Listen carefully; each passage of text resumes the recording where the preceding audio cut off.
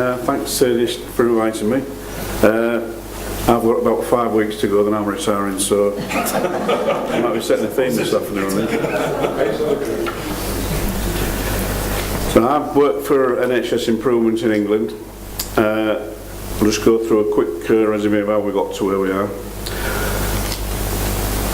Our team used to be originally in the Department of Health in England, and we used to have a large estates team, and part of that also was the monitoring defects and failures, as well as the guidance programmes and all the technical support to Parliament, ministers and the NHS in England. There was a large reorganisation just over a year ago, and as part of that reorganisation they lifted and shifted our function from the Department of Health into this organisation which is known as NHS Improvement. And I was the principal engineer in the Department of Health, and I was moved over along with that process. And the almost that last man standing, if you like, the defects and failures ended up under my remit as well.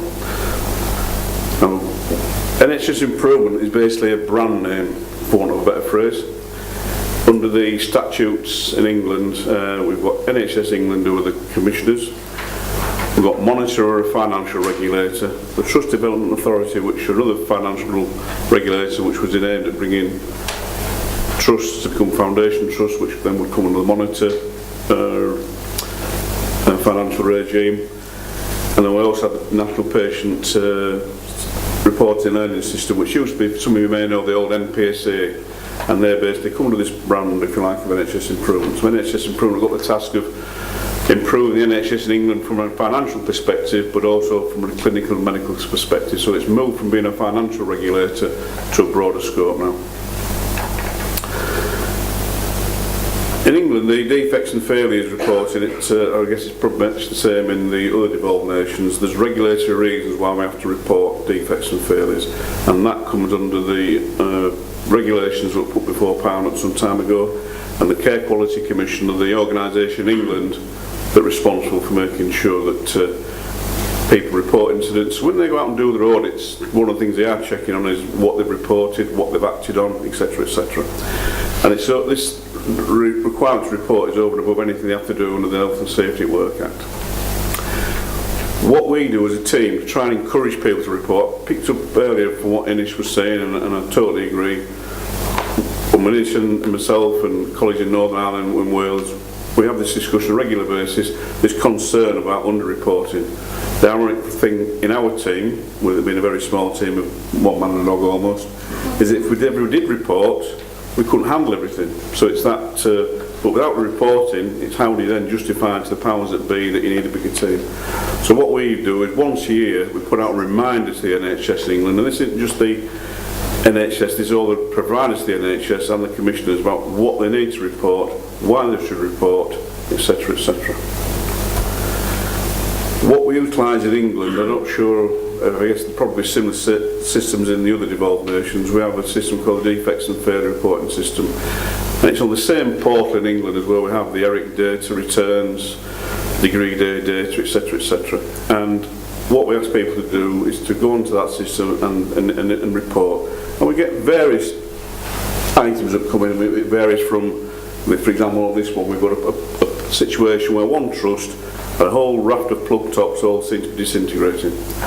And it can vary through from that to where we've got a CHP unit that's gone up in smoke, or a brand new energy centre, just been handed over the day before, went up in smoke. And when the investigation looked into it, turns out that yes, there's a problem with the CHP because somebody had done the connections wrong on the buzz bars. What exacerbated it was the fuel solenoid valve, which should have failed closed, failed open. So the fire started, which then was fed by fuel. So it's that learning experience. This and the bottom one is one of the things that Inish and I and the others have got meeting next week. We discuss these sorts of things as a group and try and learn from them. But what we also do is we contact the trusts, ask for them to do an internal investigation, and if they sometimes have to contact the manufacturers. Sometimes the manufacturers don't want to play ball, so then we sort of up the ante, if you like, and contact the manufacturers. And the simple, for example, one with the plug top, this is one where the trust did an investigation. They just believed it was a faulty plug top, and they made a decision not to purchase that type of plug top anymore. When we contact the manufacturer said, right a minute, this is symptomatic of a type of electrical fault that probably goes back to the distribution board where something's been done wrong there. So it's very important that we, as an engineering team, get the right evidence, because when we issue an alert, what we don't want to do is set the wrong hairs running. So we need to have all the evidence before doing that. What we do is we work very closely with our equivalents in the other 3 devolved nations. When we make a decision on something, we do it together. So if, for example, colleagues in Northern Ireland raise something, they would contact the other 3 of us, have a discussion about it. If we agree there's a need for an alert, they then go away, draft the alert, and then it comes back as a draft process, and we all work together. So when do we issue estates and facilities alerts? And there's various reasons why we might do this. One could be from a coroner's report. So for example, the photograph there, what we had there was, that came from a local council, this particular one. There was a young lady, thought she was in a place of safety, in a refuge. What they didn't know, that particular young woman, she'd been kept in a confined space before and abused, and so when they put her in this room, the way they thought it was a place of safety, she tried everything to get out. What she found was that the window restrictor was basically a pirate copy of a window restrictor. You didn't even have to use a key to undo it. You could just get a coin or a hair grip or anything to turn it. She got out of the room and then committed suicide later on. So that's one example. So the coroner from that one wrote in, Another example might be from information that comes from the HSE, and this is one that where the HSE liaised with our colleagues in Scotland. From that we did an alert. We've got another one where it might be battery design, and that's come from a combination of medical device issues as well as estates related issues.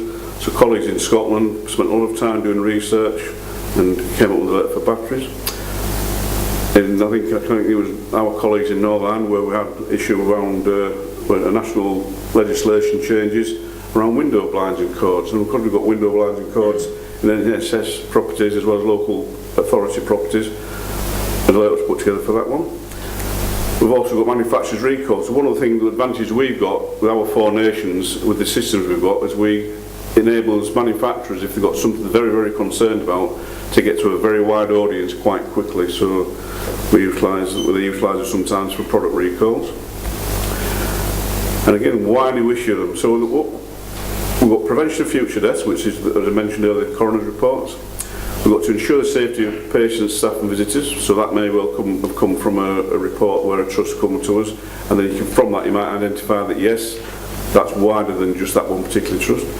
We're there to share learning across all the estates and facilities teams across the UK, including the private financial initiative partners, etc., because what we don't want is somebody inheriting a brand new scheme where they should have known about potential problems. So in England, I guess it's the same in the other nations, our capital contractors, they can all sign up to receive the alerts from our systems. We're trying to remove potentially dangerous equipment from the NHS. We're also trying to help ensure remedial actions are taken quickly to prevent and rectify problems on plant and equipment. So there's all these different reasons why we might want to issue an alert. And as I mentioned a few moments ago, it's whichever nation is made aware of the problem, the sort of gentleman's agreement we've got between the 4 of us is, you're the ones that do the initial legwork, you gather the evidence, then you bring it to the rest of us to discuss it. We have a very robust discussion, a very honest discussion as well, because what we don't want to do is put something out there that's got the wrong information embedded in it. So the 4 teams act as very strict challenges, if you like, because what we want to do is make sure that, because all our reputations are on this, because when we issue an alert, we do it simultaneously. So once we raise consensus, goes back to that the instigator to raise the draft. Sometimes it might be a very simple one, for example like the HSE letter that we saw the photograph of earlier, so we can get that quite quickly. Other times it might take a very long time to get consensus. I'm currently dealing with one at the moment from a coroner's inquest where a young mother committed suicide. That's been around the houses now for 15 months. We're still struggling to get a consensus within our policy leads in England before we can even come to our colleagues in the 3 devolved nations to put it out.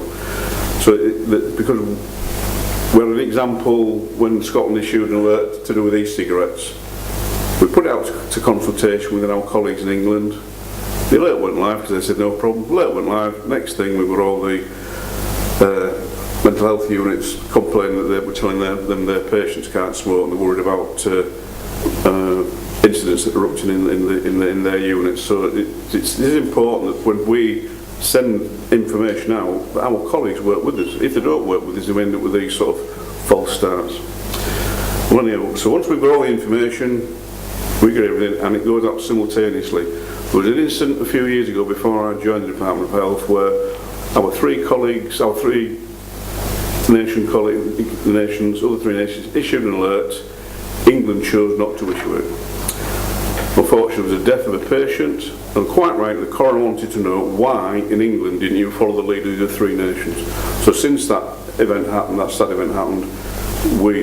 four nations, we definitely issue everything simultaneously, and so it's crucial that we do that. So that it's down to the time and the date. It's not just a particular day in a week. It's down to the time of the day that it goes out. So that we do that all together.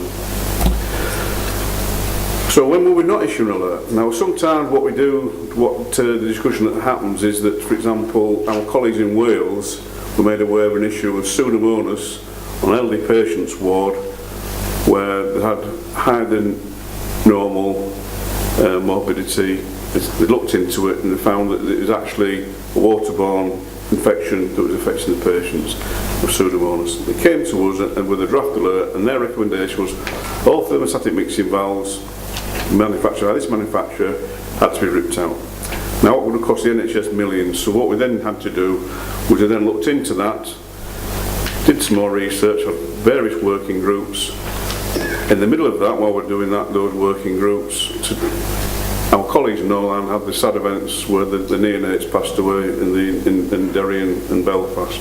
So all of a sudden, it ramped up very quickly. And what we did then was we put out an addendum to HTMO 401 of Pseudomonas. So that's the example of why we wouldn't issue an alert, because actually circumstances take over and you need to actually amend national guidance. There might be other issues where there's local policies different, such as the e-cigarettes one, but what we did in addition to the original e-cigarettes alert, we put out an England only variation of that. So there's sort of a couple of examples when we wouldn't issue alerts. And what else happens? I think the speaker before touched on this. What we do, and other speakers touched on it with the medical devices. Bear in mind this is estates related alerts. We look at trends. So if on our INFM defects and failure system, if you see one come in, you think, oh yeah, that's nice to know. But if there's two or three coming in around England, we can see there might be a particular problem with that type of equipment. We also use it to instigate when we revise health building notes and health tech memoranda. We use the information we got from the alerts to help to do the changes on that. We also issue in England, we issue electrical high and low voltage alerts out, so we issue those. And we also liaise with the HSE, so with the information that comes from our alerting system and from our defects and failure system, we meet regularly with HSE, we feed into them. And also we feed back to manufacturers at times as well. So there is a loop there. One of the things that we are concerned about, as well as touched on by the previous speaker, is that closing loop. Because quite often we go interrogate our system, people who are doing even the report of the defects and failures in their own trust organisation haven't completed, so we have to chase that up. So it is a very robust system, but it relies on the as I touched on earlier, the communications and also the IT being able to generate the reports for you then to prompt people to close off investigations and make sure they're acting on the alerts. So that's a quick whistle through from the English perspective.